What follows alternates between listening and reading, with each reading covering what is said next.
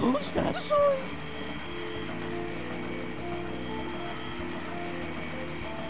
Who's that? Sorry.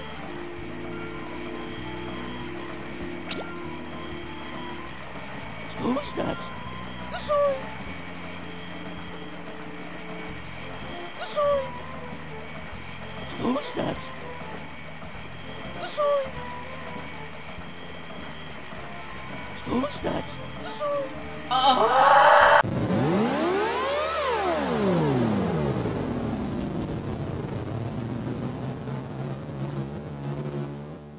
Scooby-Doo Classic Creep Capers came out in 2001 for the N64. And if you don't know who Scooby-Doo is, then you're probably too young to be watching this video, so please leave before YouTube arrests me. Anyway, let's pop this black bootleg looking cartridge in and see if it's a Banjo Tooie beater. It's not. To be fair, I love the title screen, probably because I love Scooby-Doo, and Shaggy's walk cycle is spot on. Also, the game looks pretty good in places and does capture the essence of the classic Scooby-Doo series. But that's only when you can see it, because this game is so fucking dark and you're seeing the edited footage. On my CRT, it looked more like this. Which is why I suspect they made collectible items flash. But sometimes even that's not enough. On stage 3, I was running around for nearly an hour looking for a key to rescue Daphne. And at that point, I thought I'd searched everywhere 3 times fucking over. I gave the shitty pigeon a cracker to get the clues for the arse-about-face head puzzle. I used the leaves to hide from the witch doctor, allowing me to search the area in peace. Being down the recycled ski slope from stage 2, couldn't find a key anywhere. And I was fully prepared to let Daphne fucking stay there until my 4th or 5th time checking this area with the big stone hut thing. You can clearly see the key there now, but on my CRT it was near enough invisible. This game is just so fucking muddy. The first stage is What a Night for a Night, which is the first episode of Scooby-Doo Where Are You? It starts you off with a little tutorial, the car's on fire, pick up the fire extinguisher, use the extinguisher on the car to put out the fire. The camera angles are fixed, and the best way to describe it to you in a nutshell is Resident Evil for kids.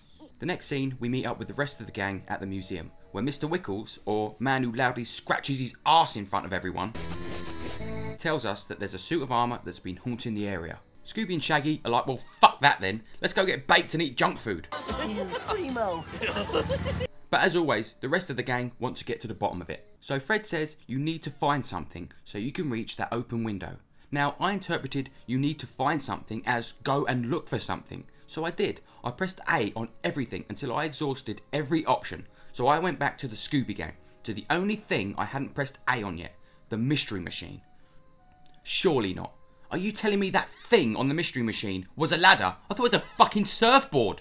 And it doesn't even flash. The game's already made you aware that items and objects flash, but the first important item you need doesn't fucking flash. I mean, surely Fred knew there was a fucking ladder on the mystery machine. What is he fucking sending us out on a fucking wild goose chase for, the fucking Wally? Inside there's a guard, and if he catches you, he throws you straight back outside, which doesn't get tedious at all.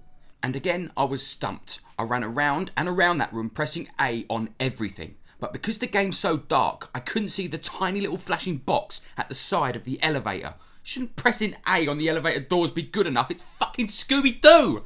Now the game goes like this. Find items and clues and bring them back to Fred. And you need to find every single one. Once you've found everything, the gang will lay a trap with the items you found and have you lure the monster into it. And this is where the game's fucked up controls come into play.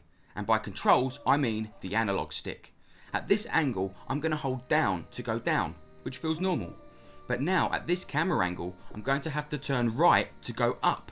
So now I'm holding right to go up, which now makes up, left, left, down, and down, right. Only by letting go of the analog stick will the controls go back to normal, which makes it so you have to let go of the analog stick every time the camera angle changes to keep the controls working correctly.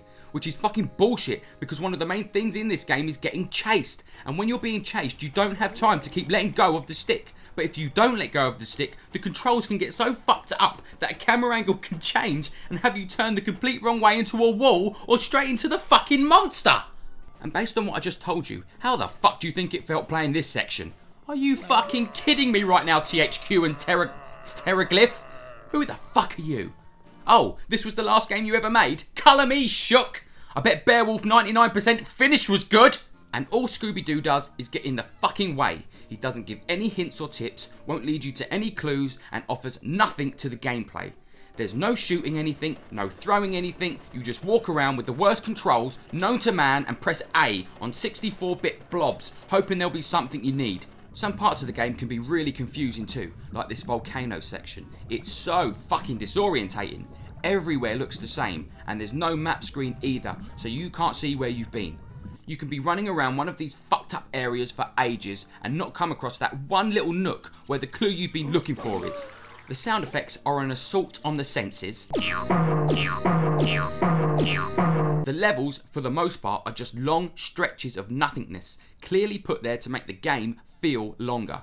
The music, apart from the title menu, is dog shit. They even fucked up saving and loading your game. When you want to save your game, it says, do you want to overwrite this game? A, yes, B, no. I thought that meant press the A button for yes and B button for no. Why else have the letters A and B there in the first place? But no, you still have to select yes or no with the analog stick. So I thought I was overwriting my previous save by pressing A. But what I was actually doing was selecting no, because it selects the no option as default, and then the game fucking froze on me, so I had to do the second stage all over again! Scooby-Dooby-Doo, where are you? I'd like a word with you now. I know you're not to blame for this shitty game, but my anger has to manifest somehow.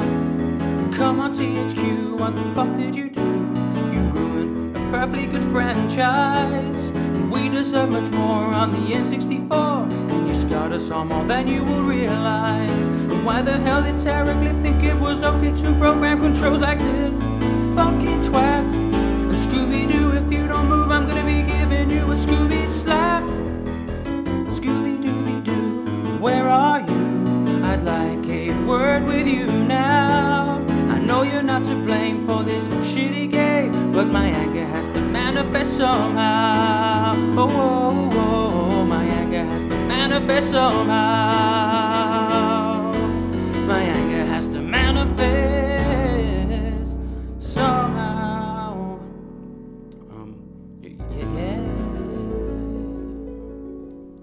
This is honestly one of the worst games I've ever played on the 64. Probably top 5. It just put me in this really unsettling state of mind, kind of like a bad trip. And as a kid, I would have definitely turned off the console and gone outside on my bike and fucking built a ramp or something. I swear, 50% of my childhood was spent building ramps. If I was a recess character, I'd have been Ramp Kid. And the true mystery to me was, what rash did Mr. Wickles have? Dooby-dooby-doo!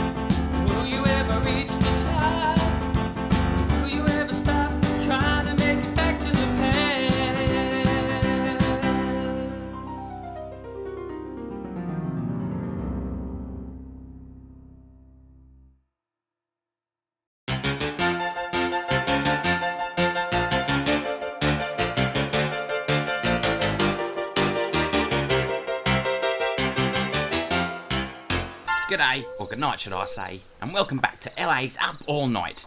Brotherly love coming up for you next, right after these messages. Catch you after the show, dingoes. What you got there, Mick? It's me rifle. I can see that, but why have you got it? Because if that kangaroo comes and shits on my lawn one more time, I'm going to blow his cobblers off. You can't do that, mate. He's got as much right to be on this earth as you have. I didn't say he couldn't be on the earth, Toby.